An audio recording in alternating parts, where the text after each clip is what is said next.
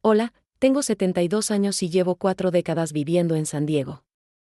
Hace un año recibí una carta de Guadalajara que destruyó todo lo que creía saber sobre mí misma. Cuando tenía 27 años y estaba embarazada, subí a un estrado con la frente en alto para defender a mi padre en un juicio por un terreno. Di mi testimonio con absoluta convicción de que decía la verdad. Pero todo era mentira. Mi padre me usó para quitarle todo a su hermano menor, y yo, sin saberlo, fui el instrumento perfecto de esa injusticia. Durante 45 años me sentí orgullosa de ese momento. Hoy cargo con la vergüenza de saber que mi supuesto acto de valentía arruinó una vida. Estoy aquí porque necesito que otras mujeres sepan que la lealtad familiar no puede estar por encima de la verdad. Si mi historia te conmueve, déjame tu comentario, dale like y suscríbete. Necesito saber que no estoy sola en esto. Me llamo Elena Martínez. Tengo 72 años y vivo en San Diego desde hace 4 décadas. Si me hubieran preguntado hace 2 años quién era yo, habría respondido sin dudar: soy una mujer de familia, una defensora de la justicia, una abuela orgullosa que siempre supo distinguir el bien del mal. ¿Pero es posible que toda tu vida se construya sobre una mentira? ¿Que el momento del que más orgullosa te sentiste sea precisamente tu mayor vergüenza? Durante 45 años, conté la misma historia. Tenía 27 años, estaba embarazada de mi segundo hijo, y defendí a mi padre ante un juez en Guadalajara. Mi testimonio fue decisivo. Gané el caso. Salvé el honor familiar. Mis hijas crecieron escuchando ese relato como si fuera un cuento de hadas moderno, la joven valiente que enfrenta a la justicia y triunfa. Mis nietos me miraban con admiración cuando les hablaba de aquel día en la corte, de cómo mi voz no tembló, de cómo dije la verdad sin miedo. La verdad. Esa palabra que creí defender con tanta pasión durante toda mi vida. ¿Qué significa realmente la verdad cuando descubres que lo que dijiste con absoluta convicción era una mentira cuidadosamente plantada? Fue un martes de septiembre cuando llegó la carta certificada.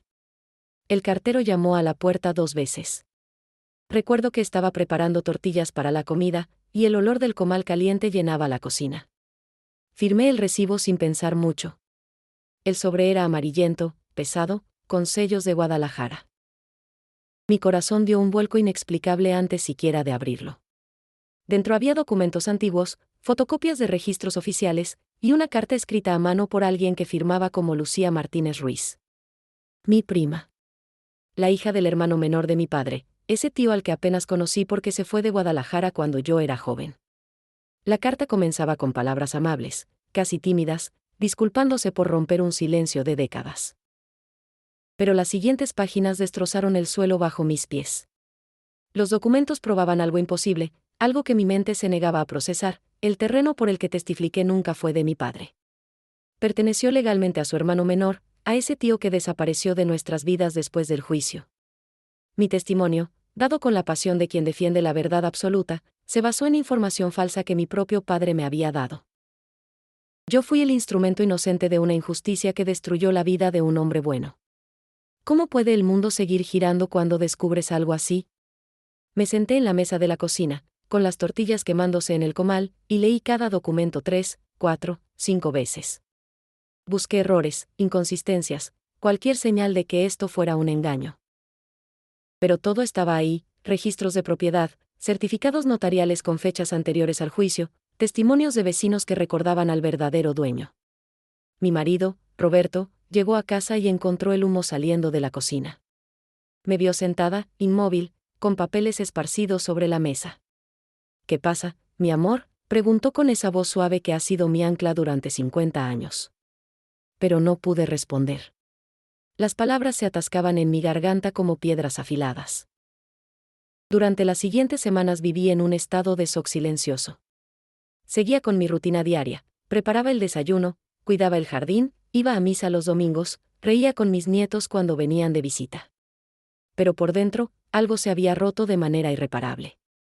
Por las noches, cuando Roberto dormía, yo sacaba los documentos y los leía una y otra vez bajo la luz tenue de la lámpara de la cocina.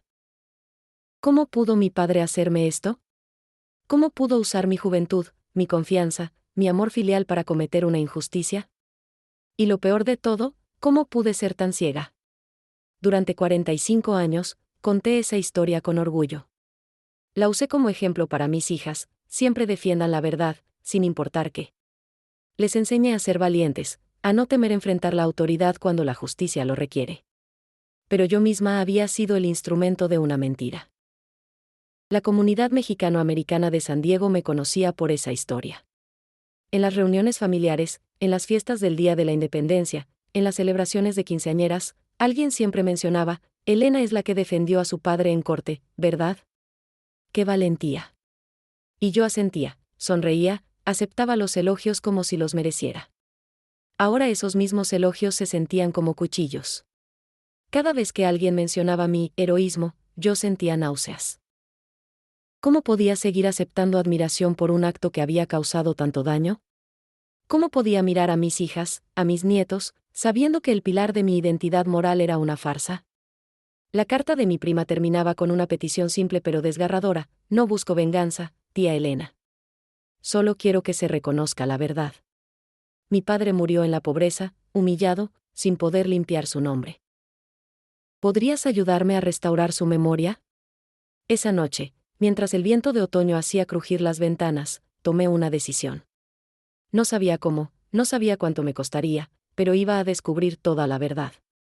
Y luego, sin importar las consecuencias, iba a hacer lo correcto. Aunque me tomara el resto de mi vida. Aunque perdiera todo lo que había construido.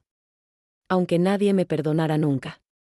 Consulté a 3 abogados diferentes en San Diego durante los siguientes 2 meses.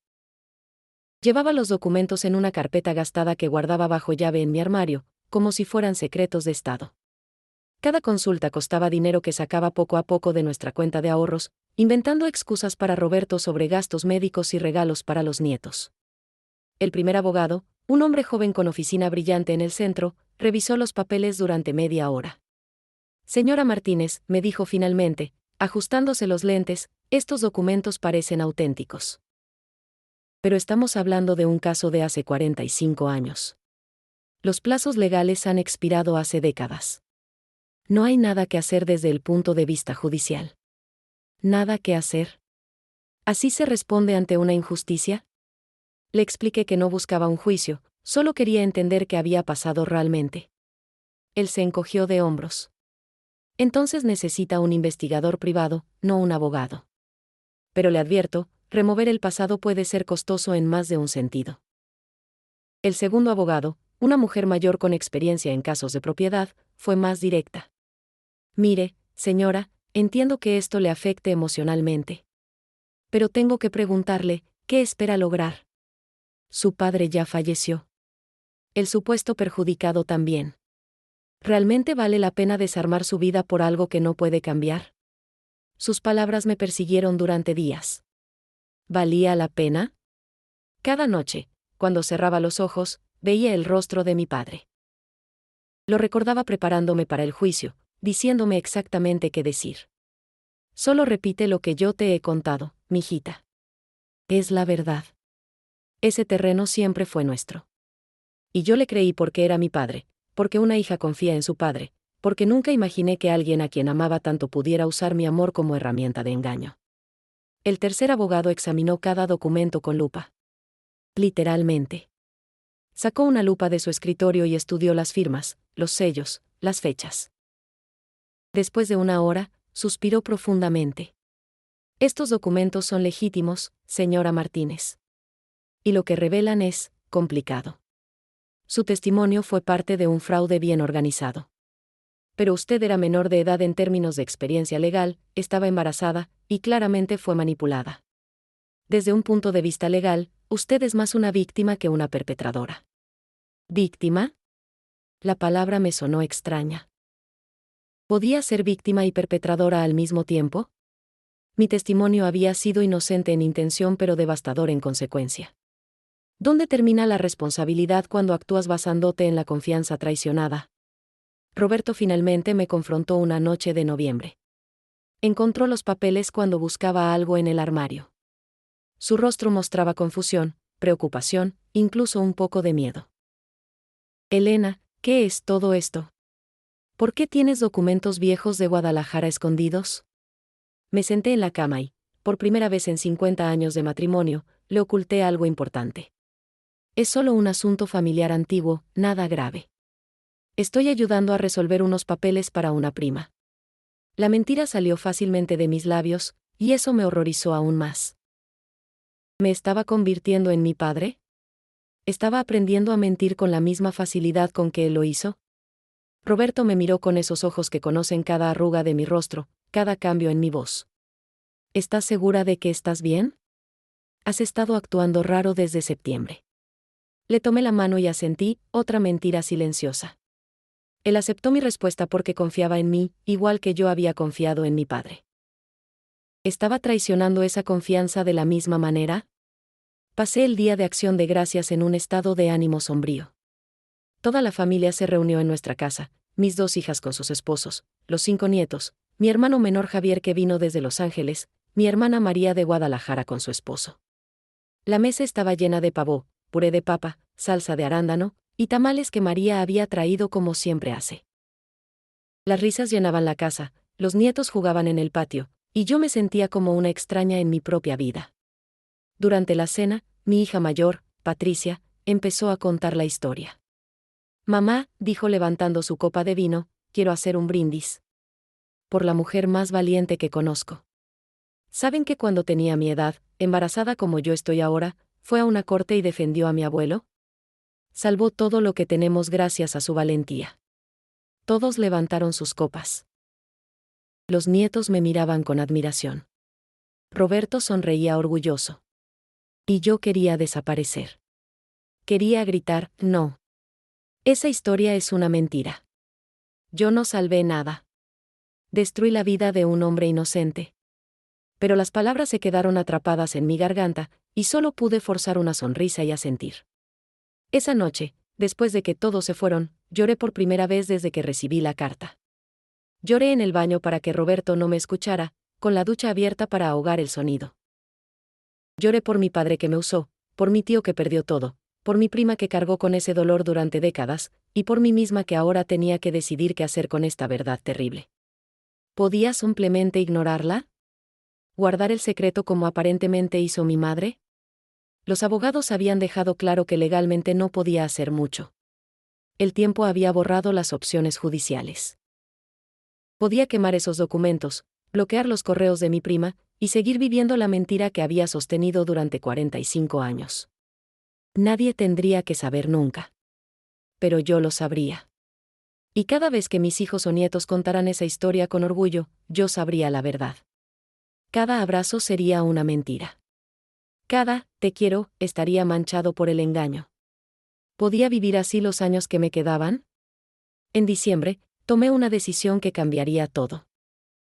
Sin decirle a nadie, ni siquiera a Roberto, compré un boleto de avión a Guadalajara. Solo ida. Dejé una nota vaga diciendo que tenía que resolver un asunto familiar urgente y que regresaría pronto. No sabía cuánto tiempo estaría fuera ni qué encontraría allá. Solo sabía que no podía seguir viviendo en la mentira. Tenía que enfrentar el pasado, sin importar lo que me costara. Tenía que conocer a mi prima Lucía, mirar a los ojos a la hija del hombre que ayudé a destruir. Tenía que ver ese terreno que supuestamente defendí, caminar por las calles de mi juventud, y reconstruir la verdad pieza por pieza. El avión despegó una mañana fría de diciembre. Mientras San Diego desaparecía bajo las nubes, sentí miedo y alivio al mismo tiempo. Estaba dejando atrás la seguridad de mi vida construida. Pero también estaba, por primera vez en 45 años, eligiendo la verdad sobre la comodidad. No sabía entonces cuánto me cambiaría este viaje. No sabía que tardaría 18 meses en volver a casa. No sabía que perdería algunas cosas pero ganaría otras más valiosas. Solo sabía que tenía que hacerlo. El aeropuerto de Guadalajara olía a tierra mojada y tortillas recién hechas de los puestos de comida. Hacía 30 años que no pisaba mi ciudad natal. Todo había cambiado y nada había cambiado. Las mismas montañas en el horizonte, pero ahora rodeadas de edificios modernos que no existían en mi memoria. Tomé un taxi al hotel que había reservado, un lugar sencillo en el centro. El conductor era joven, hablaba sin parar sobre el tráfico, el clima, el fútbol. Yo miraba por la ventana intentando reconocer las calles de mi juventud. Ahí estaba la catedral, imponente como siempre. Más allá, el mercado San Juan de Dios donde mi madre compraba especias. Pero entre estos puntos familiares había un mundo nuevo que no conocía. ¿Cómo se regresa a un lugar que ya no es tu hogar? ¿Cómo se busca un pasado que prefirió mantenerse enterrado durante décadas? Pasé los primeros 3 días simplemente caminando. Caminé por el centro histórico, por las plazas donde jugaba de niña, por las calles donde mi familia vivió antes de que yo me mudara a Estados Unidos. Cada esquina traía recuerdos. Ahí mi padre me compró mi primer helado de cajeta, ahí aprendí a andar en bicicleta, ahí mi madre me enseñó a rezar el rosario sentadas en una banca del parque. Pero ahora cada recuerdo venía con una pregunta punzante: ¿cuánto de lo que creí saber sobre mi padre era real? ¿Cuántas de esas memorias felices estaban construidas sobre secretos? El cuarto día reuní el valor para llamar a mi prima Lucía. Mi mano temblaba mientras marcaba el número que ella había incluido en su carta. 3 tonos. 4. Estaba a punto de colgar cuando una voz amable respondió: ¿Bueno? ¿Lucía? Soy Elena. Tu prima. Estoy en Guadalajara. Hubo un silencio largo. Tan largo que pensé que había colgado. Luego escuché un sollozo suave. Elena. No puedo creer que hayas venido. ¿Dónde estás? Déjame ir por ti. Nos encontramos en una cafetería cerca de mi hotel. La reconocí inmediatamente aunque nunca nos habíamos visto de adultas. Tenía los ojos de mi tío, según las pocas fotos que recordaba. Era más joven que yo, 60 y algo años, con cabello gris recogido en un moño sencillo. Vestía como maestra, que era lo que había sido hasta su jubilación. Cuando nos vimos, ambas lloramos. No sé quién abrazó a quién primero. Solo sé que nos quedamos ahí, 2 mujeres mayores llorando en medio de una cafetería, mientras los meseros fingían no mirar. Pensé que me odiarías, le dije cuando finalmente nos sentamos. Lucía negó con la cabeza, secándose las lágrimas con una servilleta. ¿Odiarte? Elena, tú eras apenas una muchacha. Estabas embarazada. Tu padre te manipuló. ¿Cómo podría odiarte? Su compasión me desarmó completamente. Esperaba acusaciones, resentimiento, quizás hasta demandas de compensación. En cambio, encontré una gentileza que me hizo sentir aún peor por lo que mi testimonio le había costado a su familia. Durante horas, Lucía me contó la historia desde su perspectiva. Su padre, mi tío Ramón, había sido dueño del terreno desde antes de que yo naciera. Lo había heredado de sus abuelos. Era un terreno pequeño pero bien ubicado en lo que entonces era la periferia de Guadalajara. Mi padre, el hermano mayor, siempre lo envidió. Tu padre era encantador pero ambicioso, explicó Lucía, removiendo su café sin tomar un sorbo. Mi padre era más simple, confiado. Cuando empezó el problema, mi papá no podía creer que su propio hermano lo traicionara. Hasta el final, esperaba que hubiera un error, un malentendido. Me contó cómo después del juicio, su familia tuvo que mudarse a un barrio más pobre. Su padre intentó trabajar como carpintero, pero la vergüenza y la depresión lo consumieron. Nunca se recuperó completamente del golpe de perder no solo el terreno, sino la confianza en su propia familia. Lo peor no fue la pobreza, dijo Lucía, y ahora sí tomó un sorbo largo de su café frío. Lo peor fue que nadie le creyó. Todos en el vecindario pensaban que mi padre había intentado robar a su hermano mayor. Tu testimonio fue tan convincente, tan apasionado. Una hija defendiendo a su padre. ¿Quién no te creería? Cada palabra era un golpe. Yo había sido convincente porque creía cada palabra que dije. Mi convicción había sellado la injusticia. ¿Por qué esperaste tanto tiempo para contactarme?, pregunté. Lucía suspiró. Tardé años en reunir todos los documentos. Algunos estaban en archivos que apenas se digitalizaron recientemente.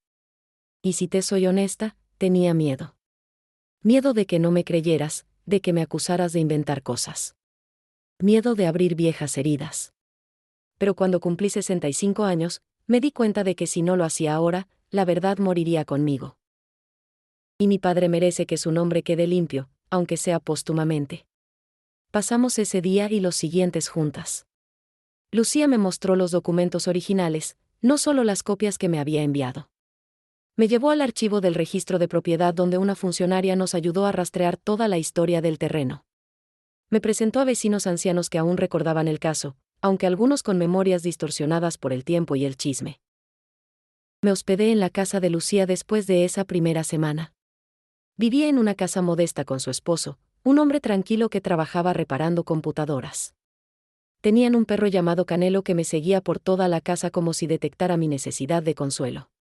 Por las noches, Lucía y yo nos sentábamos en su pequeño patio bajo las bugambilias moradas, tomando té de manzanilla y hablando. Me contó sobre su padre, el tío que yo apenas conocí. Era un hombre bueno, me dijo, que amaba la carpintería y soñaba con tener un pequeño taller. Ese terreno iba a ser la base de su negocio familiar. ¿Sabes qué es lo más triste?, me preguntó una noche, mirando las estrellas. Mi padre nunca habló mal de tu padre. Ni siquiera después de perder todo. Decía, la ambición hace cosas terribles a las personas buenas. Algún día mi hermano se dará cuenta y pedirá perdón. Pero ese día nunca llegó. Esas palabras me persiguieron. Mi padre murió hace 15 años sin admitir nunca lo que hizo. Murió siendo el héroe de su propia historia, el hombre que defendió exitosamente su propiedad. Nunca tuvo que enfrentar las consecuencias de su mentira. Pero yo sí. Una tarde, Lucía me llevó a ver el terreno. Estaba en lo que ahora es una zona comercial valiosa en el centro de Guadalajara. Donde mi tío soñaba con su taller de carpintería, ahora hay tiendas de ropa y un estacionamiento. El valor del terreno se había multiplicado cientos de veces. Mientras estaba ahí, mirando ese pedazo de tierra que destruyó una familia, me di cuenta de algo horrible: yo era dueña de una parte de ese terreno. Cuando mi padre murió, el testamento dividió sus propiedades entre sus 4 hijos. Yo heredé un cuarto de algo que nunca le perteneció legalmente. Lucía, le dije con voz temblorosa, yo tengo parte de este terreno. Es mío según el testamento de mi padre. Ella asintió con tristeza. Lo sé, Elena. Por eso te contacté. No solo para que conocieras la verdad, sino porque eres la única de tus hermanos que pensé que podría entender lo que esto significa. Y ahí, parada frente al terreno robado, rodeada del ruido del tráfico de Guadalajara y el olor a comida de los puestos callejeros cercanos, supe que mi viaje apenas comenzaba. No bastaba con conocer la verdad. Tenía que hacer algo al respecto. Aunque no supiera qué. Aunque me costara todo. Decidí quedarme en Guadalajara. Renté un pequeño apartamento amueblado en el barrio donde crecí, un lugar con ventanas que daban a un patio interior lleno de macetas con albahaca y hierbabuena. Cada mañana me despertaba con el sonido de los pájaros y el olor del pan dulce de la panadería de abajo. Roberto llamaba cada día. Sus llamadas eran conversaciones tensas donde yo evitaba responder sus preguntas reales. ¿Cuándo vuelves?, preguntaba con voz cansada. Pronto, respondía yo, sabiendo que era mentira. Mis hijas también llamaban, preocupadas, confundidas por mi ausencia inexplicable. Les decía que estaba ayudando a una prima con unos papeles legales complicados, una verdad a medias que me pesaba como piedra en el estómago. Con la ayuda de Lucía, me sumergí en los archivos. Pasábamos mañanas enteras en el registro de propiedad, un edificio viejo con pasillos que olían a papel antiguo y moho. Una funcionaria llamada Graciela, que había trabajado allí por 30 años, se convirtió en nuestra aliada inesperada. Cuando le explicamos lo que buscábamos, sus ojos se iluminaron con interés. Casos como este hay muchos, nos dijo, sacando carpetas polvorientas de los archivos. En los años 70 y 80, el sistema era más fácil de manipular. Con un abogado corrupto y algo de dinero, se podían perder documentos importantes, encontrar papeles que nunca existieron. Fue Graciela quien nos ayudó a descubrir algo crucial: mi padre no había actuado solo. Había un abogado, licenciado Hernández, que murió hace 10 años. Este hombre aparecía en varios casos dudosos de esa época. Tenía reputación de conseguir lo que sus clientes necesitaban, sin importar cómo. Encontramos documentos que mostraban cómo se había construido el fraude. Primero, desaparecieron los papeles originales que probaban la propiedad de mi tío. Luego, aparecieron mágicamente documentos más antiguos que demostraban que el terreno había sido de mis abuelos y debía pasar a mi padre como primogénito. La falsificación fue meticulosa, profesional, imposible de detectar sin una investigación profunda. Tu padre pagó mucho dinero por esto, me dijo Lucía una tarde, revisando facturas antiguas que había encontrado entre las cosas de su padre. No fue un simple error o malentendido. Fue planeado cuidadosamente. Esa revelación me dolió de una manera nueva. No fue un momento de debilidad o una tentación súbita. Mi padre deliberadamente orquestó el robo de la propiedad de su propio hermano. Y me usó como su herramienta más efectiva, una hija embarazada, sincera, defendiendo lo que creía era la verdad. Decidí buscar a las otras testigos que habían declarado en el juicio. Según los registros, había 4 personas además de mí. 2 habían fallecido. Una se había mudado fuera de México y no pudimos encontrarla. Pero la cuarta, una señora llamada Socorro, aún vivía en Guadalajara.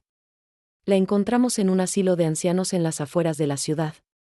Tenía 80 años, estaba en silla de ruedas por problemas de circulación, pero su mente permanecía clara.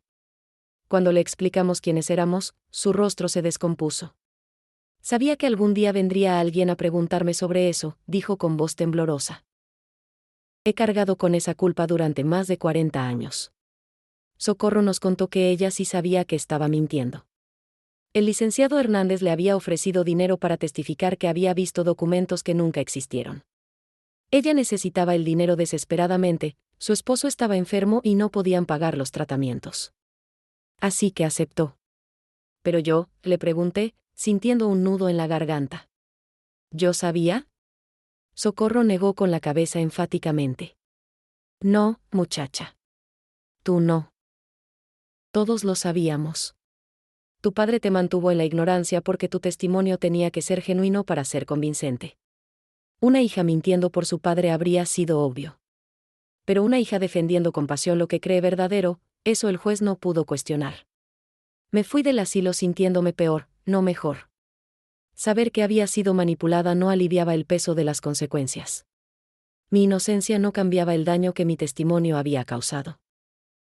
Lucía y yo comenzamos a pasar tiempo con vecinos del barrio viejo, los que aún recordaban a nuestras familias. Una señora llamada Doña Carmela, que tenía una tienda de abarrotes en la esquina, recordaba bien a mi tío Ramón. Era un buen hombre, nos dijo mientras organizaba latas en un estante. Cuando mi esposo murió y yo no podía pagar el funeral, don Ramón me prestó dinero sin intereses. Me dijo que se lo devolviera cuando pudiera. Tardé 3 años, pero él nunca me presionó. Cada historia que escuchaba sobre mi tío pintaba el retrato de un hombre decente que fue destruido por la traición de su propia sangre. Y cada historia sobre mi padre revelaba a un hombre más complejo de lo que yo había conocido, encantador públicamente, pero despiadado en privado cuando se trataba de obtener lo que quería. Una noche, revisando las cajas de cosas viejas que Lucía había conservado de su padre, encontramos algo que cambió todo de nuevo, cartas entre mi tío Ramón y mi madre. Docenas de cartas escritas durante los años después del juicio. Con manos temblorosas, leí palabras de mi madre que nunca había imaginado. Ella le pedía perdón a su cuñado. Le explicaba que no sabía del plan hasta después del juicio, cuando ya era tarde. Le suplicaba que no culpara a la familia completa por las acciones de un solo hombre. Y en varias cartas, mencionaba cuánto sufría por haber permitido que yo fuera usada de esa manera. Mi Elena no sabe nada, escribió mi madre en una carta de 1983. Y quizás es mejor así. Si supiera la verdad, se destruiría. Es tan sensible, tan apegada a la justicia. No sobreviviría a saber que fue instrumento de injusticia. Por eso, aunque me parta el alma, mantengo el silencio. Lloré leyendo esas palabras. Mi madre había muerto hace 20 años. Nunca tuve la oportunidad de preguntarle por qué no me dijo la verdad.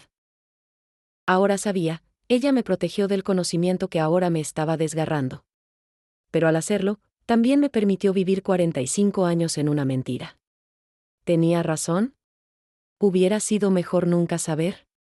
Mientras me hacía esa pregunta, mirando las cartas amarillentas de mi madre, supe la respuesta, no. Vivir en la mentira había sido cómodo, pero no había sido vivir verdaderamente. Ahora, aunque el dolor era intenso, al menos estaba viviendo en la realidad. Los 3 meses en Guadalajara pasaron en un borrón de descubrimientos dolorosos y reflexiones solitarias. Caminaba mucho, a veces sin rumbo, procesando cada nueva revelación. El clima de Guadalajara me reconfortaba, las tardes frescas, las lluvias ocasionales, el sol que iluminaba los edificios coloniales con tonos dorados. Llamé a mi hermana María y a mi hermano Javier. necesitaba que supieran lo que había descubierto. Sus reacciones serían cruciales para lo que vendría después. Pero cada vez que tomaba el teléfono para marcar, me detenía. ¿Cómo se le dice a tu familia que todo lo que creían era mentira? Finalmente, en una tarde de marzo, con Lucía sentada a mi lado dándome fuerza, llamé a Javier. Él siempre había sido el más reflexivo de nosotros, el que cuestionaba las narrativas familiares. Si alguien me entendería, sería él. Javier, le dije después de los saludos iniciales, necesito contarte algo sobre papá y el terreno de Guadalajara. Iba a cambiar todo lo que creía saber sobre nuestra familia. La videollamada con mis 3 hermanos fue la conversación más difícil de mi vida. Los había citado a todos a la misma hora, diciéndoles solo que era urgente y que tenían que estar solos, sin sus familias presentes. Mi hermano mayor, Carlos, se conectó desde su oficina en Tijuana, su rostro mostrando impaciencia desde el principio. María, mi hermana, estaba en la cocina de su panadería en Guadalajara, con el delantal aún puesto. Javier, desde su sala en Los Ángeles, me miraba con preocupación. ¿Por qué tanto misterio, Elena?, preguntó Carlos. Tengo una reunión importante en media hora. Respiré profundo. Lucía estaba fuera de cámara, dándome apoyo silencioso.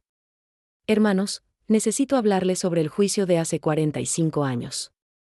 El terreno de Guadalajara. Y sobre lo que realmente pasó. Durante la siguiente hora, les conté todo. Mostré documentos, expliqué el fraude, les hablé de las cartas de mamá, del testimonio de Socorro. Al principio, hubo silencio. Luego, explosión. Esto es ridículo, gritó Carlos, golpeando su escritorio. ¿Una prima que nunca hemos visto aparece con papeles viejos y tú destruyes la memoria de nuestro padre? ¿Qué te pasa, Elena? María lloraba, cubriéndose la cara con las manos. No puede ser verdad. Papá no haría eso. No a su propio hermano. Solo Javier permaneció callado, escuchando, pensando. Cuando finalmente habló, su voz era suave pero firme. Elena tiene razón. Yo también he sospechado durante años que algo no cuadraba en esa historia. Hay demasiadas inconsistencias. Tú siempre has querido encontrar defectos en papá, le espetó Carlos. Porque nunca fuiste su favorito, porque siempre te comparaba conmigo. Esto no es sobre la verdad, es sobre tu resentimiento. La videollamada terminó en gritos y acusaciones.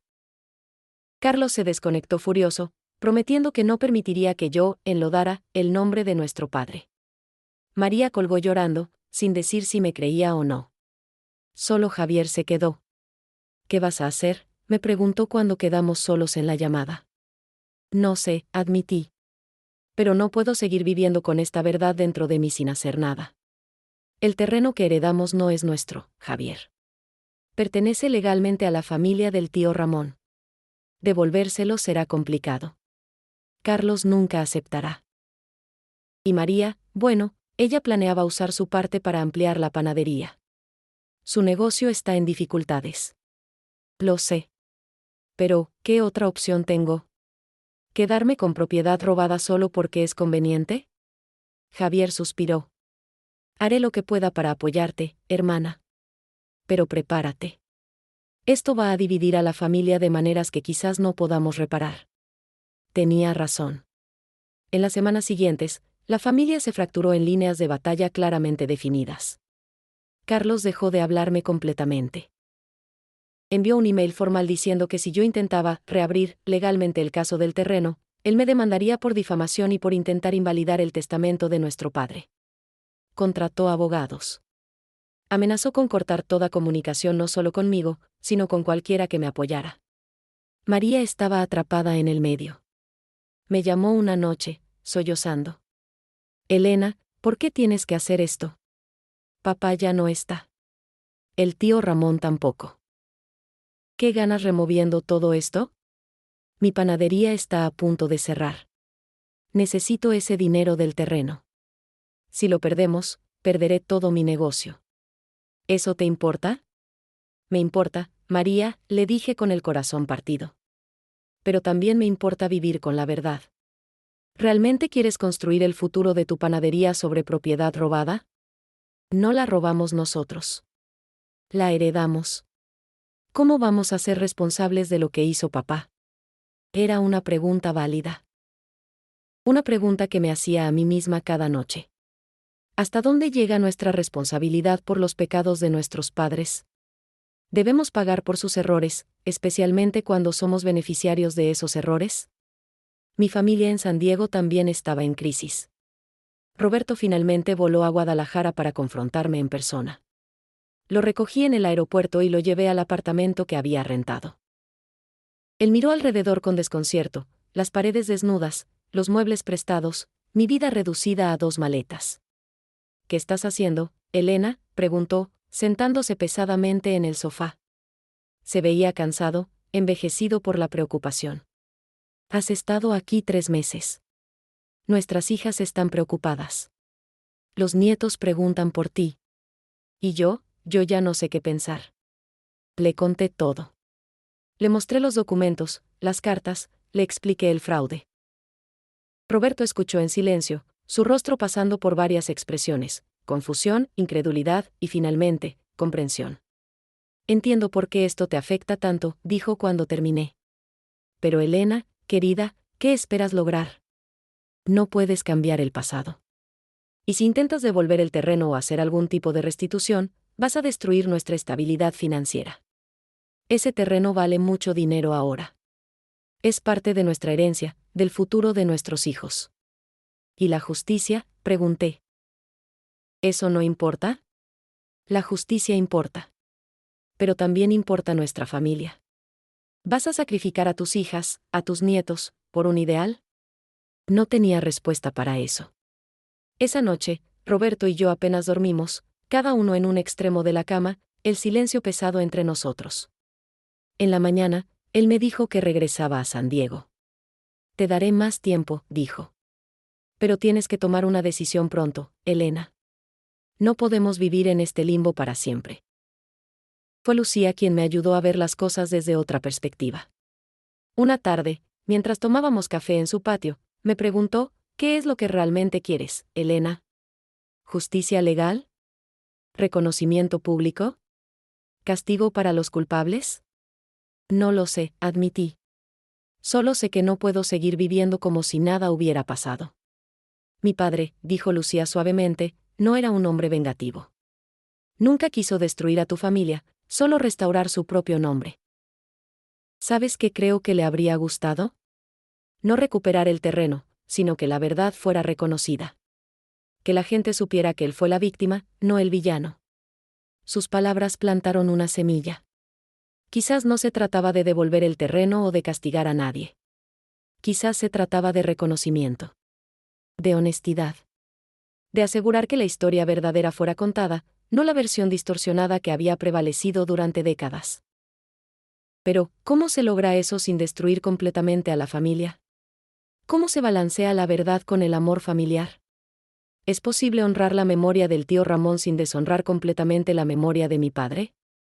Durante el mes de abril, seguí investigando, pero ahora con un propósito diferente. No buscaba evidencia para un caso legal, sino entendimiento. Quería comprender no solo qué pasó, sino por qué. ¿Qué presiones enfrentó mi padre? ¿Qué tentaciones lo llevaron a traicionar a su hermano?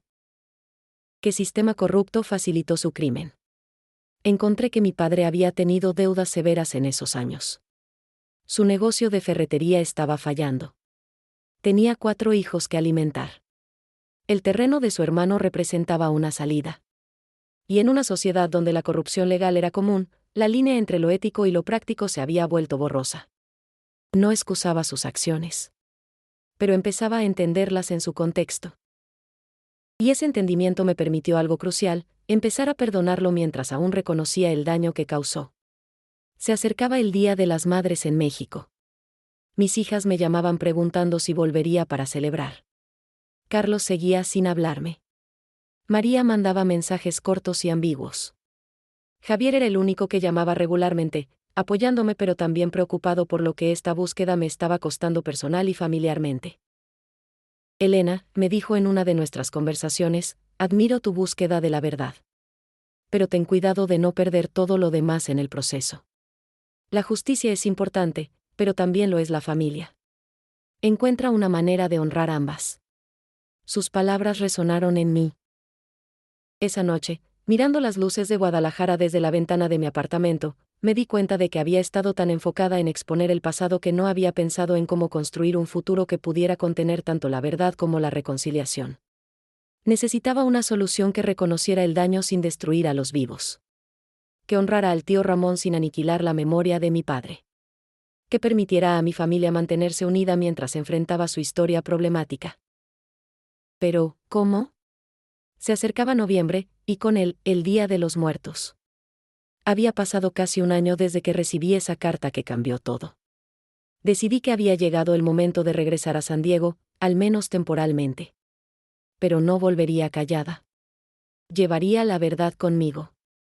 El viaje de regreso fue extraño. Guadalajara ya se sentía como mi hogar de nuevo, mientras que San Diego parecía ajeno, como un traje que ya no me quedaba bien. Roberto me recogió en el aeropuerto. Su abrazo fue cálido pero cauteloso, como si temiera que pudiera romperme o que yo pudiera desaparecer otra vez. Te extrañé, me dijo simplemente. Yo también, respondí, y era verdad.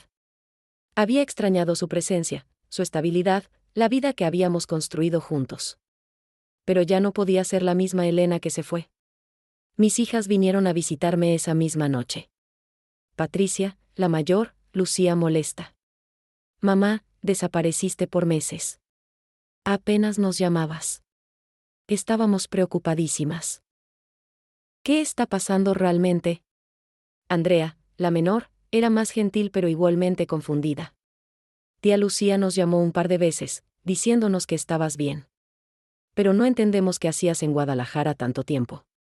Siéntense, les dije. Hay algo que necesito contarles. Algo sobre su abuelo y sobre mí. Pero no era el momento. No todavía. Primero necesitaba hacer algo importante. Esperen hasta el Día de los Muertos, les pedí. Entonces lo entenderán todo. Las semanas siguientes fueron tensas. Roberto y yo nos movíamos por la casa como extraños educados, hablando de trivialidades, evitando el tema real. Él había aceptado que algo había cambiado fundamentalmente en mí, pero no entendía qué ni por qué. Preparé el altar con cuidado meticuloso. Tradicionalmente, cada año armábamos un altar para mis padres, los padres de Roberto, y otros familiares difuntos. Este año agregué algo diferente, una foto del tío Ramón que Lucía me había dado, junto con sus padres, mis abuelos. ¿Quién es ese?, preguntó Roberto cuando vio la foto. Mi tío. El hermano menor de mi padre. El que perdió todo en aquel juicio. Roberto frunció el ceño, procesando. ¿El del terreno? Pero pensé que él era, que tu padre. Esa es justamente la cuestión, le dije. Lo que pensábamos no era la verdad. El Día de los Muertos, toda la familia se reunió en nuestra casa como siempre. Los nietos corrían por el jardín. Mis hijas preparaban tamales en la cocina. María había venido desde Guadalajara con su familia, trayendo pan dulce tradicional de su panadería. Javier llegó con su esposa. Carlos se negó a venir, enviando solo un mensaje frío diciendo que tenía compromisos previos en Tijuana. El altar brillaba con velas naranjas. El olor de cempasúchil llenaba la sala. Había colocado las fotos tradicionales, mis padres sonriendo en su aniversario, los padres de Roberto en su boda, abuelos, tíos. Y ahí, en un lugar destacado, la foto del tío Ramón. Patricia fue la primera en notarlo. Mamá, ¿quién es este señor? No lo reconozco. Todos se reunieron alrededor del altar. El momento había llegado. Mi corazón latía tan fuerte que pensé que todos podían escucharlo. Es hora de que les cuente una historia, comencé. Una historia que creímos saber, pero que en realidad nunca entendimos correctamente.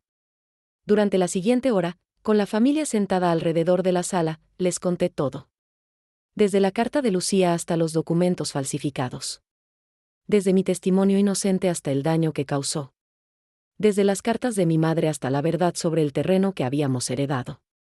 Hubo interrupciones. Preguntas. Incredulidad. Patricia se levantó varias veces, paseando con agitación. Andrea lloraba silenciosamente. María asentía, como si finalmente piezas confusas de su propia historia familiar encajaran. Javier apretaba la mano de su esposa, validando con gestos lo que yo decía. Cuando terminé, el silencio fue absoluto. Hasta los niños se habían quedado quietos, sintiendo la gravedad del momento sin entender completamente por qué. Patricia fue la primera en hablar, y su voz estaba cargada de furia. ¿Y qué esperas que hagamos con esta información, mamá? ¿Que renunciemos a nuestra herencia? ¿Que nos sintamos culpables por algo que ni siquiera hicimos? No espero que se sientan culpables, respondí cuidadosamente. Pero sí espero que reconozcan la verdad. Que entiendan que nuestra familia se benefició de una injusticia. El abuelo ya está muerto, argumentó Patricia. El tío que supuestamente fue perjudicado también. ¿Qué diferencia hace ahora? ¿Por qué tenemos que pagar por los errores de generaciones pasadas? Andrea intervino suavemente. Patricia, no se trata de pagar. Se trata de saber la verdad. ¿No prefieres vivir sabiendo lo que realmente pasó? Prefiero no perder mi herencia por algo que pasó antes de que yo naciera. Patricia estaba llorando ahora, frustrada. Mamá, ¿sabes cuánto vale ese terreno?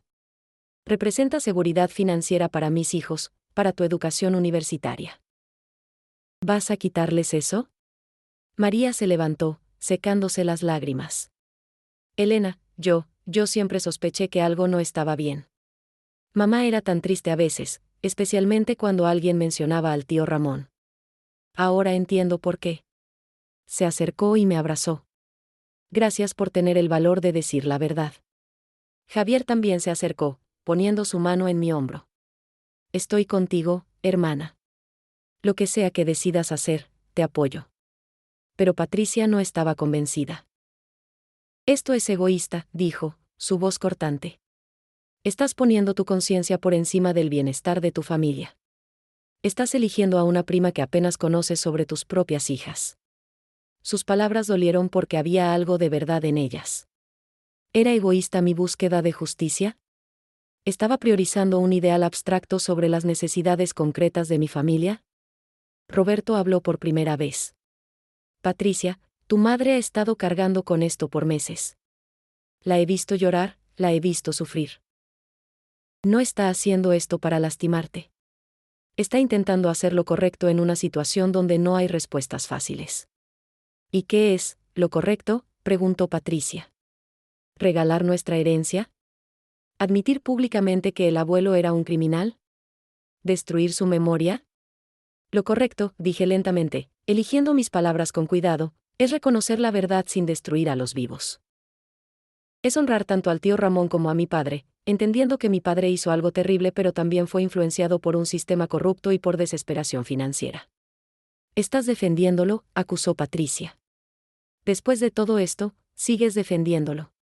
No lo defiendo. Explico. Hay una diferencia. Podemos reconocer que alguien hizo algo malo y aún así entender el contexto. Podemos amar a nuestro padre y también reconocer que cometió un error grave. La conversación continuó por horas. Los nietos fueron llevados a sus cuartos. Los adultos nos quedamos, discutiendo, llorando, a veces gritando. Para cuando la noche terminó, la familia estaba claramente dividida. Patricia se fue sin despedirse, llevándose a sus hijos con prisa. Andrea se quedó, ayudándome a limpiar en silencio. María prometió pensar en todo y hablar conmigo después. Javier simplemente me abrazó y dijo, esto va a tomar tiempo, pero hiciste bien en decir la verdad. Roberto y yo nos quedamos solos finalmente, mirando el altar con sus velas casi consumidas. Las fotos de los muertos nos miraban, mi padre con su sonrisa encantadora, mi madre con sus ojos tristes que ahora entendía mejor, y el tío Ramón, un hombre que había perdido todo por la traición de su hermano. ¿Valió la pena?, preguntó Roberto suavemente. No lo sé, admití. Pero no podía seguir guardando el secreto. Merecían saber. ¿Y ahora qué? Ahora, dije mirando las fotografías, encontramos una manera de hacer las paces con el pasado sin destruir el futuro. De alguna manera. Los meses después del Día de los Muertos fueron los más difíciles. Patricia dejó de hablarme completamente. No respondía a mis llamadas, bloqueó mis mensajes.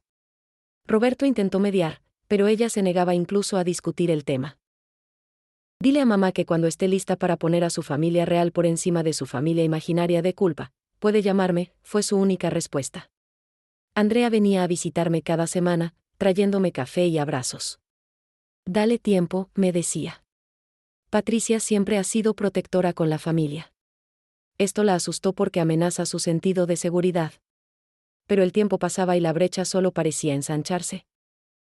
En Navidad, Patricia no vino a la celebración familiar, alegando que sus hijos estaban enfermos. Era una mentira obvia. Mis nietos me enviaron dibujos por correo, pero no hubo videollamadas, no hubo visitas. Carlos seguía en Tijuana, comunicándose solo a través de abogados. Me envió una carta formal amenazando con demandarme si yo intentaba interferir con el testamento de nuestro padre o hacer cualquier movimiento legal respecto al terreno. Su abogado dejó claro que tenían recursos para hacer mi vida muy difícil. María estaba atrapada en medio. Su panadería estaba luchando financieramente. La pandemia había sido dura para los pequeños negocios, y ella había contado con la eventual venta de su parte del terreno para inyectar capital. Mi revelación había complicado todo. Elena, me dijo por teléfono una noche de enero, entiendo lo que sientes. De verdad lo entiendo. Pero tengo empleados que dependen de mí. Familias que alimentar. Si pierdo el terreno, pierdo la panadería. ¿Eso es justo? No tenía respuesta. La justicia en este caso no era simple. Corregir un error del pasado significaba crear nuevos problemas en el presente. Fue entonces cuando el sobrino de Carlos, un joven abogado llamado Miguel, me contactó inesperadamente. Era hijo del hermano mayor, educado en Estados Unidos, con ideas más progresivas que su padre. Tía Elena, me dijo durante un café en San Diego, sé que mi padre está furioso contigo. Pero yo creo que tienes razón en querer hacer algo. He estado pensando en una solución que podría funcionar para todos. Miguel propuso algo creativo, establecer una fundación educativa en nombre del tío Ramón. La fundación sería financiada con una porción del valor del terreno, pero sin venderlo inmediatamente. En cambio, el terreno podría ser rentado o usado para generar ingresos que alimentaran la fundación. Esto permitiría honrar la memoria del tío Ramón, hacer restitución tangible, y mantener el activo generando valor para la familia. Es una solución intermedia, explicó. No recupera todo lo perdido, pero reconoce el daño y hace algo positivo con él. Y políticamente, es más fácil que tu hermano Carlos acepte compartir los beneficios del terreno que renunciar a él completamente. La idea era brillante. Le ofrecía a Carlos una salida que no requería admitir completamente el error de nuestro padre. Le daba a María una manera de mantener algo de valor financiero mientras participaba en la restitución. Y le daba a Lucía lo que realmente quería, reconocimiento público de la verdad y honor a la memoria de su padre. Pero implementarla sería complicado. Requeriría que los 4 hermanos estuviéramos de acuerdo. Y Carlos seguía negándose incluso a hablar conmigo. Déjame hablar con mi padre, ofreció Miguel. Él me escucha a mí, a veces. Mientras tanto, yo volví a Guadalajara para trabajar con Lucía en otra parte de mi plan, documentar la historia verdadera. Contactamos a una joven periodista llamada Sofía que trabajaba para un periódico local y estaba interesada en historias de justicia restaurativa. Sofía se entusiasmó con nuestra historia. Esto es exactamente el tipo de periodismo que quiero hacer, dijo cuando nos reunimos en una cafetería del centro. No solo exponer el crimen, sino mostrar cómo las familias pueden enfrentar verdades difíciles y encontrar caminos hacia adelante. Pero había un problema: para hacer la historia completa, necesitaba entrevistar a todos los miembros de la familia. Carlos se negó rotundamente. Patricia también. María aceptó hablar, pero con condiciones: nada de nombres completos, nada de fotos específicas que pudieran identificar su panadería. Sin las voces de todos, explicó Sofía, la historia queda incompleta. Se siente unilateral. Necesito poder mostrar la complejidad, las diferentes perspectivas. Estábamos en un callejón sin salida. No podía forzar a mi familia a participar. No podía obligarlos a enfrentar públicamente algo que les causaba vergüenza y miedo. Pero tampoco podía simplemente abandonar mi búsqueda de reconocimiento y justicia.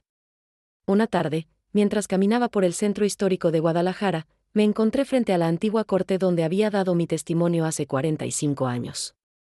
El edificio seguía ahí, ahora convertido en oficinas administrativas. Me quedé parada en la acera, recordando ese día, mi vestido azul de embarazada, mis manos temblando mientras el juez me hacía preguntas, mi voz clara y firme defendiendo lo que creía era la verdad. Una mujer mayor se detuvo junto a mí. ¿Está bien, señora?, preguntó con amabilidad. Sí, respondí, secándome lágrimas que no sabía que estaban cayendo. Solo, recordando. Esa noche llamé a Socorro, la otra testigo del juicio que aún vivía. Había visitado varias veces desde nuestro primer encuentro. Nos habíamos vuelto amigas de una manera extraña, unidas por nuestra culpa compartida y nuestro deseo de hacer las paces con el pasado. Socorro, le dije, estoy pensando en hacer una declaración pública, reconociendo lo que pasó en ese juicio. ¿Vendrías conmigo? ¿Darías testimonio también de lo que sabes? Hubo un largo silencio. Elena, tengo 80 años. Mis hijos no saben sobre esto. Si lo hago público, quedarán avergonzados. Mi familia tiene un nombre respetable en esta comunidad. Lo sé. Y no te obligaré. Pero piensa en esto, ¿quieres irte de este mundo cargando con ese secreto? ¿O quieres tener la oportunidad de hacer algo correcto antes del final? Déjame pensarlo, dijo finalmente. Roberto voló a Guadalajara nuevamente en febrero. Esta vez no vino a cuestionarme, sino a apoyarme.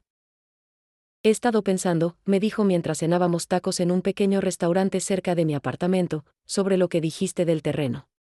Y creo que tienes razón. No podemos quedárnoslo sabiendo lo que sabemos. ¿Estás seguro?, pregunté, sorprendida. Roberto había sido uno de los más resistentes a la idea de renunciar a cualquier valor del terreno. Estuve hablando con el padre Miguel en nuestra iglesia, explicó. Le conté la situación, sin nombres. Él me dijo algo que me hizo pensar, la paz de conciencia vale más que cualquier propiedad. Y tiene razón. Te he visto sufrir por meses. Si devolver ese terreno o donarlo te trae paz, entonces eso es lo que debemos hacer. Lloré escuchándolo. Pero nuestras hijas. Nuestras hijas son adultas con sus propias vidas. Patricia está molesta ahora, pero eventualmente lo entenderá. Y si no, bueno, al menos habremos vivido de acuerdo con nuestros valores. Su apoyo me dio nueva energía. Si Roberto estaba conmigo, podía enfrentar la resistencia de mis hermanos y mis hijas. Lucía y yo comenzamos a trabajar en una propuesta formal para la fundación. Miguel nos ayudó con los aspectos legales. La fundación llevaría el nombre del tío Ramón y ofrecería becas a estudiantes de familias de bajos recursos en Guadalajara. El terreno sería colocado en un fideicomiso, generando ingresos a través de rentas hasta que el mercado fuera propicio para venderlo. Es una solución imperfecta, admitió Lucía mientras revisábamos los documentos, pero es más de lo que mi padre tuvo en vida. Y al menos su nombre será recordado de manera positiva. En marzo, Socorro finalmente tomó su decisión. Me llamó una tarde, su voz temblorosa pero determinada. Lo haré. Daré mi testimonio. Mis hijos son adultos, pueden manejar la verdad. Y tú tienes razón, no quiero morir con este secreto. Juntas, Socorro y yo preparamos un testimonio escrito y firmado ante notario, reconociendo el fraude del juicio de hace 45 años. No era un documento legal con consecuencias jurídicas, pero era un reconocimiento moral importante. Sofía, la periodista, finalmente decidió publicar la historia sin esperar la cooperación de toda la familia. A veces, me dijo, la historia debe contarse aunque algunos se nieguen a participar. El silencio también comunica algo. El artículo se publicó en abril. Era sensible, bien investigado, mostrando la complejidad de la situación sin convertir a nadie en villano absoluto. Hablaba del sistema corrupto de los años 80, de las presiones financieras que enfrentan las familias, y de cómo el daño puede perpetuarse generacionalmente cuando las verdades permanecen enterradas. La reacción fue inmediata y dividida. En Guadalajara, algunas personas recordaban el caso y validaron nuestra versión. Otras defendieron la memoria de mi padre. En San Diego, la comunidad mexicano-americana estaba confundida y dividida. Patricia me llamó por primera vez en meses, pero solo para gritarme. ¿Cómo pudiste hacer esto público? Ahora todos saben. Mis hijos están siendo cuestionados en la escuela sobre su bisabuelo criminal. Había costado más de lo que imaginé. Pero al menos la verdad estaba fuera. Ahora venía la parte más difícil, convencer a mi familia de aceptar la solución de la fundación.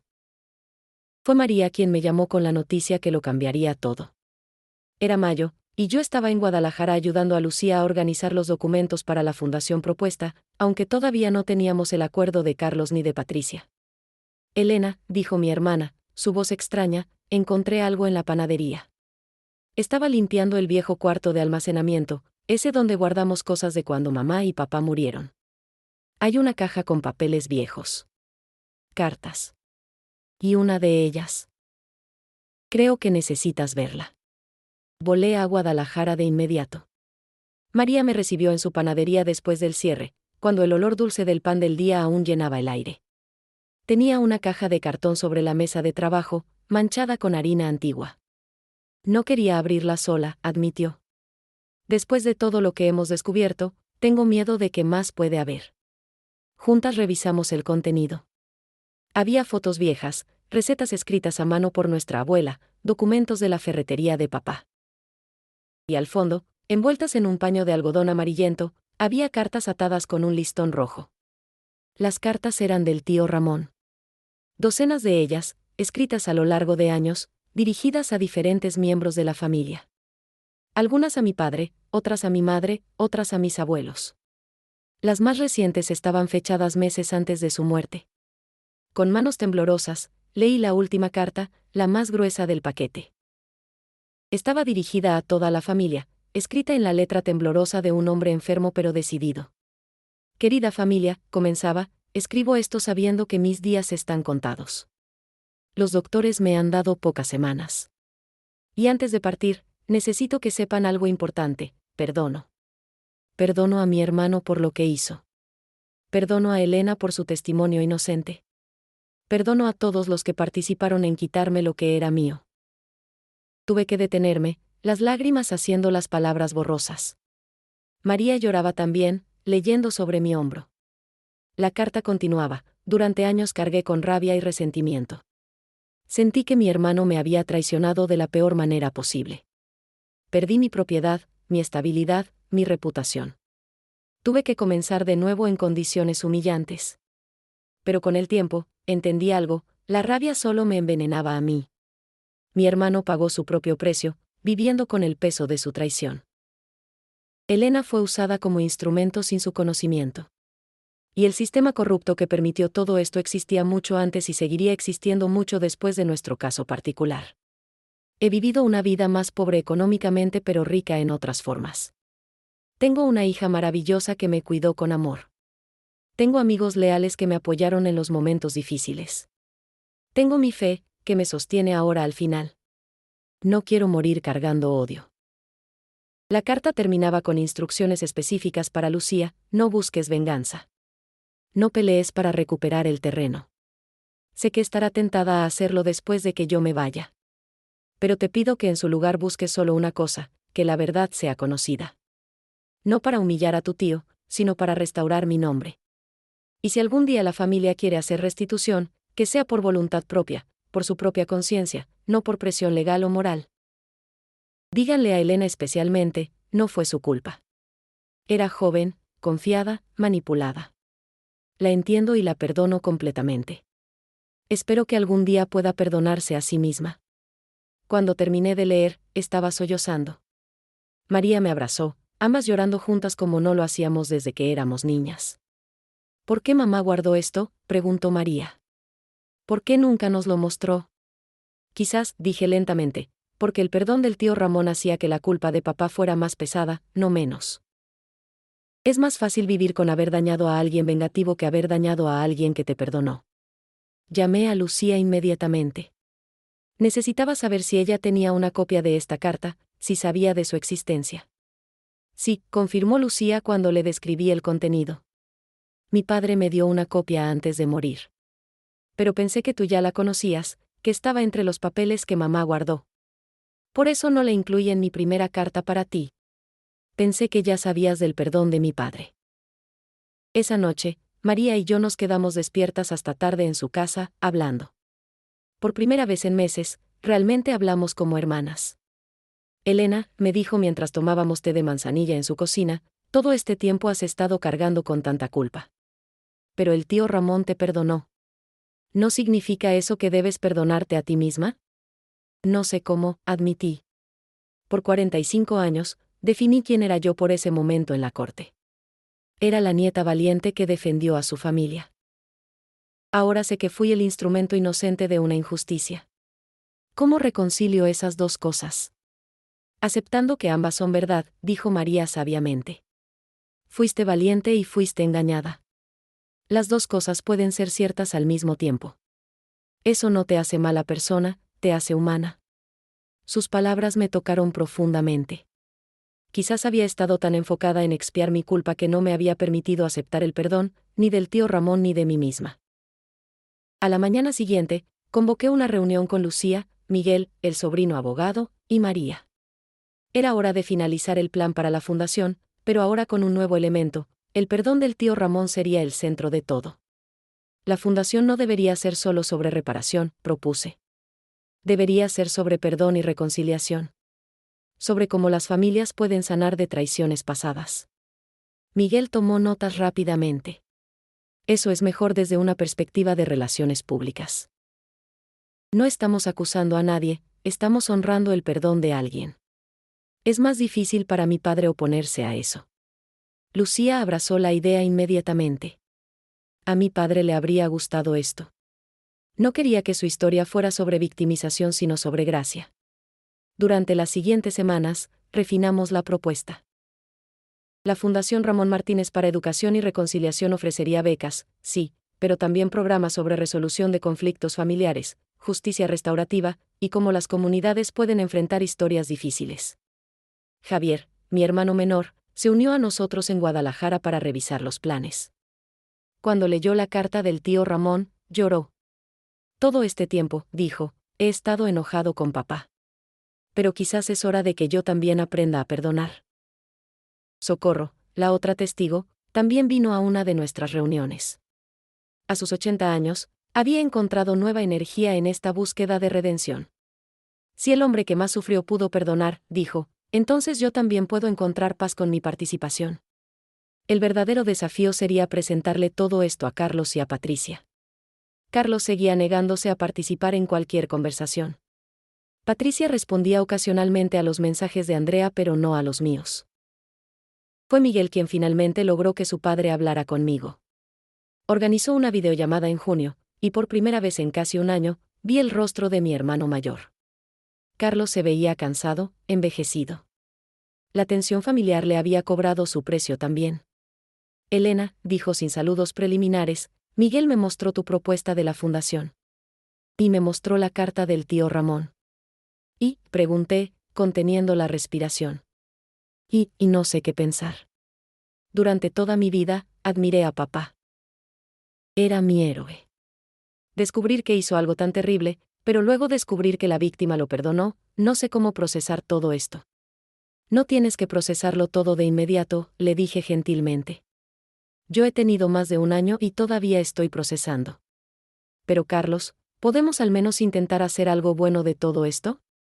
¿Podemos honrar el perdón del tío Ramón creando algo positivo? Hubo un largo silencio. Finalmente, Carlos asintió lentamente. Necesito tiempo. Pero no me opongo a la fundación. Puedes contar con mi parte del terreno para el fideicomiso. Era un progreso enorme. Con Carlos y María de acuerdo, con Javier y yo obviamente apoyando, y con Roberto respaldándome, teníamos la mayoría necesaria. Solo faltaba Patricia. Andrea fue mi mediadora con Patricia. Durante meses, mi hija menor había mantenido contacto con su hermana, llevando mis mensajes cuando Patricia se negaba a hablar conmigo directamente. Mamá, me dijo Andrea un día de julio, Patricia está sufriendo. No solo está enojada, está dolida. Siente que elegiste una causa moral abstracta sobre el bienestar concreto de tus propias hijas. ¿Puedes ayudarme a hablar con ella?, pregunté. Necesita ver la carta del tío Ramón. Necesita entender que esto no es solo sobre culpa, sino sobre perdón. Andrea organizó un almuerzo en su casa sin decirle a Patricia que yo estaría ahí. Fue una emboscada bien intencionada pero arriesgada. Cuando Patricia llegó y me vio sentada en la sala, Su rostro mostró una mezcla de sorpresa, ira y dolor. Andrea, ¿qué es esto?, exigió. Por favor, hermana, suplicó Andrea. Solo escucha a mamá por media hora. Si después aún no quieres hablar con ella, respetaré eso. Pero dale esta oportunidad. Patricia se quedó parada en la entrada, debatiendo visiblemente si quedarse o irse. Finalmente, con un suspiro de exasperación, se sentó en el sofá más alejado de mí. Tienes 20 minutos, dijo con voz fría. Le mostré la carta del tío Ramón. Le expliqué la propuesta de la fundación. Le conté sobre cómo Socorro y yo habíamos dado testimonio de la verdad. Y le pedí perdón por el dolor que mi búsqueda le había causado. No estaba intentando lastimarte, le dije, mi voz quebrándose. Estaba intentando hacer lo correcto. Pero entiendo que, lo correcto, tuvo consecuencias reales para ti y para tus hijos. Patricia leyó la carta en silencio, lágrimas rodando por sus mejillas. Cuando terminó, se quedó mirándola por un largo tiempo. ¿Sabes qué es lo que más me duele?, dijo finalmente. No es perder el dinero del terreno. Es darme cuenta de que no conocía realmente a mi abuelo. Toda mi vida lo idealicé. Les conté a mis hijos historias sobre él. ¿Y ahora, qué les digo? ¿Que su bisabuelo era un mentiroso que destruyó a su propio hermano? Les dices la verdad completa, respondí. Que era un hombre complejo que hizo algo terrible pero que también los amó a ellos. Que cometió un error grave pero no fue un monstruo. Las personas pueden ser ambas cosas, amorosas y defectuosas. Eso es fácil de decir, Patricia se secó las lágrimas bruscamente. Pero tú no eres la que tiene que explicarles a sus hijos de 11 y 13 años por qué su abuela está deshonrando la memoria familiar. Andrea intervino suavemente. Patricia, mamá no está deshonrando nada. Está honrando la verdad. Y la carta del tío abuelo muestra que el perdón es posible. ¿No es esa una lección hermosa para tus hijos? Que incluso después de una gran traición, el perdón puede sanar. Patricia miró a su hermana menor, luego a mí. No estoy lista para perdonarte todavía, mamá. Quizás nunca lo esté. Pero, no me opondré a la fundación. Puedes hacer lo que sientas que debes hacer con tu parte del terreno. Solo déjame fuera de toda la parte pública. No era la reconciliación completa que esperaba, pero era un comienzo. La abracé, y aunque ella permaneció rígida al principio, eventualmente sus brazos me rodearon también. En agosto, convocamos a una reunión familiar extraordinaria. Esta vez sería en persona, en Guadalajara, durante la Semana Santa. Era un tiempo tradicionalmente reservado para reflexión, perdón y nuevos comienzos. Carlos voló desde Tijuana. María abrió su casa para la reunión. Javier vino desde Los Ángeles con su esposa. Lucía estuvo presente con su familia. Patricia y Andrea vinieron con sus esposos e hijos. Roberto, como siempre, estaba a mi lado. Incluso Socorro vino, en su silla de ruedas pero con espíritu fuerte. Más de 40 personas llenaron la casa de María, entre primos, sobrinos y amigos cercanos de la familia. El patio estaba decorado con flores de bugambilia. María había preparado una comida tradicional, mole, arroz, frijoles, tortillas hechas a mano. El olor llenaba la casa con recuerdos de nuestra infancia. Después de comer, cuando los niños jugaban en el patio y los adultos tomaban café, pedí la palabra. Mi corazón latía fuerte, pero tenía que hacer esto. Familia, comencé, mi voz temblando ligeramente, hace 18 meses recibí una carta que cambió mi vida. Hoy quiero contarles una historia. No la historia que nos contamos durante décadas, sino la historia real de lo que pasó hace 45 años.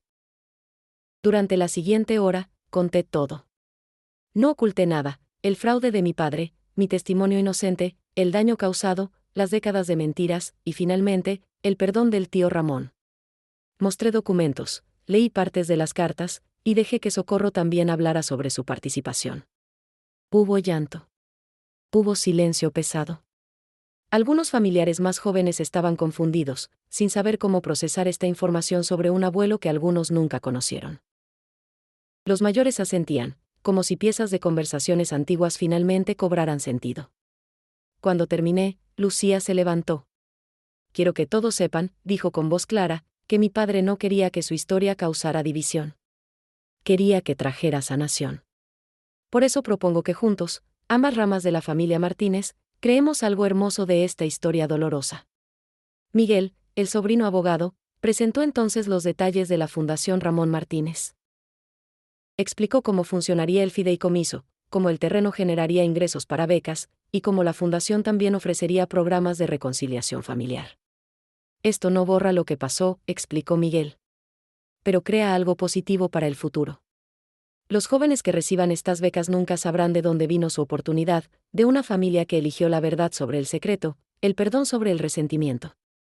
Después de su presentación, abrimos el piso para preguntas y comentarios. Fueron horas de conversación. Algunos familiares estaban completamente de acuerdo. Otros tenían reservas. Algunos jóvenes hicieron preguntas difíciles sobre responsabilidad generacional y cómo lidiamos con los pecados de nuestros ancestros. Fue el nieto mayor de Carlos, un joven de 17 años llamado Daniel, quien dijo algo que cambió el tono de toda la conversación. Abuela Elena, dijo, levantándose nerviosamente, yo solo quiero decir que admiro tu valentía. Sé que todos están debatiendo sobre dinero y legados y justicia. Pero yo solo veo a una abuela que eligió lo correcto aunque fuera difícil. Eso es lo que voy a recordar. Y eso es lo que quiero enseñarle a mis hijos algún día. Sus palabras rompieron algo en la habitación. Otros nietos comenzaron a hablar, expresando su apoyo, su orgullo, su comprensión. Para ellos, esta no era una historia vergonzosa sobre un bisabuelo criminal, sino una historia inspiradora sobre una abuela valiente. Incluso Carlos se suavizó. Cuando habló, su voz era más gentil de lo que la había escuchado en meses. Elena, durante el último año te he acusado de destruir a nuestra familia. Pero mirando a todos reunidos aquí, escuchando a mis nietos hablar con tanto orgullo sobre valores y honestidad, quizás no destruiste nada. Quizás solo removiste las capas falsas para que pudiéramos ver quiénes realmente somos. Al final de la noche, todos los herederos del terreno firmaron los documentos para establecer el fideicomiso. No fue una decisión unánime emocionalmente, pero todos estuvieron de acuerdo en que era lo correcto. Lucía y yo nos abrazamos frente al altar que María había montado en su casa, con fotos de toda la familia, vivos y muertos, los que cometieron errores y los que perdonaron. Las velas parpadeaban con la brisa nocturna. Gracias, me susurró Lucía. Por tener el valor de hacer esto. Por honrar a mi padre. Gracias a ti, respondí, por tu paciencia y tu gracia. Por mostrarme que el perdón es posible. Esa noche, acostada junto a Roberto en la casa de huéspedes de María, sentí algo que no había sentido en 18 meses, paz. No porque todo estuviera resuelto perfectamente, sino porque finalmente habíamos elegido la verdad. Y la verdad, aunque dolorosa, nos había liberado. Han pasado 6 meses desde aquella reunión en Guadalajara. Estoy de vuelta en San Diego, pero ya no soy la misma mujer que recibió aquella carta hace 2 años. Mi cabello tiene más canas, mi espalda está más encorvada, pero mis ojos finalmente tienen paz. La Fundación Ramón Martínez se inauguró oficialmente en septiembre. Fue una ceremonia pequeña pero significativa en Guadalajara, con Lucía cortando el listón junto a los primeros 5 becarios, jóvenes de familias humildes con sueños grandes. Ver sus rostros iluminados, saber que estaban recibiendo oportunidades financiadas por la rectificación de un error antiguo, hizo que todo valiera la pena. Lucía me llama cada semana. Nos hemos vuelto más que primas, somos amigas verdaderas unidas por una jornada de sanación compartida. Me cuenta sobre los nuevos aplicantes a las becas, sobre los talleres de reconciliación familiar que la Fundación está comenzando a ofrecer. Tu historia, me dice, está inspirando a otras familias a enfrentar sus propias verdades enterradas. Patricia y yo todavía estamos reconstruyendo nuestra relación. No es perfecta. Hay momentos tensos, conversaciones cuidadosas, heridas que aún sanan. Pero hace 2 semanas vino a casa para el cumpleaños de Roberto y trajo a los niños. Fue la primera vez en casi 2 años que celebramos algo juntas como familia completa. Durante esa visita, mi nieto de 13 años, Mateo, me pidió que le contara sobre lo que pasó con el bisabuelo. Patricia casi lo detiene, pero yo le dije que estaba bien. Los niños merecen conocer la historia completa. Le conté todo a Mateo, sentados en el patio bajo el mismo cielo estrellado que ha visto tantas generaciones de nuestra familia. Le hablé del error de mi padre, de mi testimonio inocente, del dolor causado, y del perdón ofrecido. No oculté nada, pero tampoco pinté a nadie como villano completo. ¿Y tú, abuela?, preguntó cuando terminé. ¿Te perdonaste a ti misma? Era una pregunta profunda para un niño de 13 años. Estoy aprendiendo, le respondí honestamente. El perdón es un proceso, no un momento. Cada día trabajo en perdonarme por lo que no sabía, por el daño que causé involuntariamente. Creo que eres valiente, dijo Mateo simplemente. Luego me abrazó y salió corriendo a jugar con sus primos. Patricia me miró desde la puerta de la cocina, y en sus ojos vi algo que no había visto en mucho tiempo: respeto. Roberto y yo celebramos nuestro 51º aniversario el mes pasado. Durante la cena, en nuestro restaurante favorito con vista al océano, me tomó de la mano y me dijo: estos últimos 2 años fueron los más difíciles de nuestro matrimonio. Pero también me enseñaron que me casé con una mujer de principios inquebrantables. Estoy orgulloso de ti, Elena. Esas palabras significaron todo para mí. Porque hubo momentos durante esta jornada en los que pensé que lo perdería, que mi búsqueda de la verdad destruiría mi matrimonio. En cambio, nos hizo más fuertes, más honestos el uno con el otro. Socorro murió en diciembre, a los 80 años. Fui a su funeral en Guadalajara. Sus hijos me buscaron después del servicio. Gracias, me dijeron, por darle a nuestra madre la oportunidad de hacer las paces con su pasado. Los últimos meses de su vida fueron los más tranquilos que tuvimos en años. Finalmente pudo dormir sin pesadillas. Carlos y yo ahora hablamos ocasionalmente. La relación no es cálida, pero al menos es civil. Me envió un mensaje en Navidad: felices fiestas, Elena. Espero que encuentres la paz que buscas. No era mucho, pero viniendo de él, era todo. María abrió una segunda sucursal de su panadería. Me llamó cuando firmó el contrato de arrendamiento. Elena, me dijo emocionada, lo logré sin el dinero del terreno. Conseguí un préstamo bancario basándome en mis propios méritos. ¿Y sabes qué? Sabe mejor de esta manera. Javier se convirtió en el director ejecutivo de la fundación. Se mudó a Guadalajara con su esposa, dedicando su semi-retiro a hacer crecer este proyecto. Es el trabajo más significativo que he hecho en mi vida, me dijo la última vez que hablamos. Cada becario es una victoria sobre el pasado. Andrea está escribiendo un libro sobre nuestra familia, sobre cómo enfrentamos esta verdad difícil. Me preguntó si estaba bien que contara nuestra historia para ayudar a otras familias que luchan con secretos generacionales. Le dije que sí, siempre y cuando contara la verdad completa, el dolor, el costo, pero también la sanación. El terreno en Guadalajara aún no se ha vendido. Está rentado a varios negocios pequeños, generando ingresos modestos pero constantes para la fundación. Lucía y yo visitamos el lugar cada vez que estoy en Guadalajara. A veces nos quedamos ahí, mirando el lugar que causó tanto dolor y ahora genera tanta esperanza. Mi padre estaría feliz, dice Lucía siempre que visitamos. El mío, respondo yo, espero que finalmente haya encontrado paz con lo que hizo. Porque he llegado a creer que mi padre, a pesar de su error, no era un hombre malvado. Era un hombre débil que tomó una decisión terrible bajo presión. Fue tanto víctima como perpetrador del sistema corrupto en el que vivió. Esa comprensión no excusa sus acciones, pero me permite recordarlo como un padre amoroso que también cometió un pecado grave. El Día de los Muertos de este año fue diferente. El altar en nuestra casa incluía fotos de mi padre y del tío Ramón, lado a lado. También había una foto de Socorro, que se ganó su lugar en nuestra memoria familiar por su valentía final. Las velas brillaban para todos ellos, los que erraron y los que perdonaron. Patricia vino a la celebración sin que yo tuviera que pedírselo. Ayudó a preparar el altar. En un momento, mientras colocábamos las flores de cempasúchil, me dijo: mamá, sigo procesando todo esto. Todavía no sé cómo me siento completamente. Pero entiendo por qué tuviste que hacerlo. Era suficiente. Más que suficiente. He comenzado a dar pláticas en iglesias y centros comunitarios sobre justicia restaurativa, sobre cómo las familias pueden enfrentar verdades difíciles, sobre el poder del perdón. No soy experta ni terapeuta, solo una mujer mayor que vivió una experiencia y quiere que otros sepan que es posible sobrevivir a la verdad. Después de una de estas pláticas, una mujer joven se me acercó llorando. Mi abuelo hizo algo terrible hace décadas, me confió. Toda la familia lo sabe pero nadie habla de ello. ¿Cómo empiezo la conversación? Le tomé las manos. Con amor, le dije. Con la comprensión de que la verdad dolerá pero el silencio duele más. Con la esperanza de que el perdón es posible.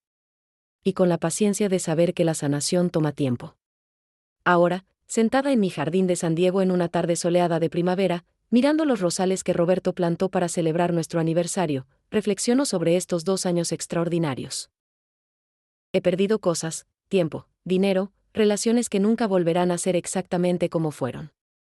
Pero he ganado más, integridad, paz de conciencia, relaciones más profundas con los que se quedaron conmigo, y el conocimiento de que finalmente viví de acuerdo con mis valores. Si pudiera hablar con la Elena de hace 2 años, la que recibió esa carta con manos temblorosas, ¿qué le diría? Le diría que el camino será más difícil de lo que imagina. Que perderá cosas que ama. Que habrá noches de llanto y días de duda. Pero también le diría que llegará al otro lado. Que la verdad, aunque dolorosa, es liberadora. Que el perdón, aunque difícil, es posible. Y que vale la pena vivir con integridad, sin importar el costo. Tengo 74 años ahora. No sé cuánto tiempo me queda. Pero sé esto, cuando llegue mi momento de partir, lo haré en paz. No con secretos enterrados. No con culpas sin resolver. Sino habiendo hecho lo correcto, lo difícil, lo necesario. Y cuando mis nietos cuenten la historia de su abuela algún día, espero que no digan, ella fue la que defendió a su padre en la corte. Espero que digan, ella fue la que tuvo el valor de admitir un error, buscar la verdad, y elegir la integridad sobre la comodidad. Esa es la herencia que quiero dejar. No un terreno valioso o una cuenta bancaria grande, sino el ejemplo de que nunca es tarde para hacer lo correcto. Que las familias pueden sanar de heridas profundas. Que el perdón es más poderoso que el resentimiento. Y que la verdad, aunque cueste todo, siempre vale la pena. El sol se está poniendo sobre San Diego, pintando el cielo con tonos de naranja y rosa. Roberto sale al jardín y se sienta junto a mí, tomando mi mano sin decir nada. No necesitamos palabras.